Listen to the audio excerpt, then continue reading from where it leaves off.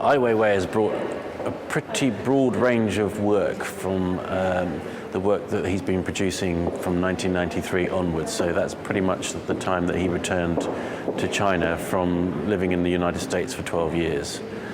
So he returned in 1993, and since that period he's kind of engaged with and produced a body of work that really relates to, I think, primarily his experiences of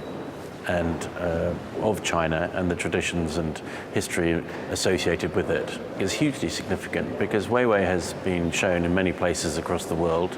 He has obviously had the big Tate show in 2010 with the sunflower seeds, but really there's never been a big institutional survey show of the work that he's been producing. So I think for our audiences here, it's a great opportunity to understand more about Weiwei and to see what art he produces. You know, he's well known as a dissident, as an outspoken critic of the government, but actually it's wonderful to see what he does as well. And it's fitting, very fitting, that London should be able to see it in a much broader context and to understand, you know, the cultural aspirations and ambitions of Weiwei alongside the kind of outspoken criticism for which he's become perhaps better known. The first thing you'll see are these 8 trees with a marble armchair nestled between them.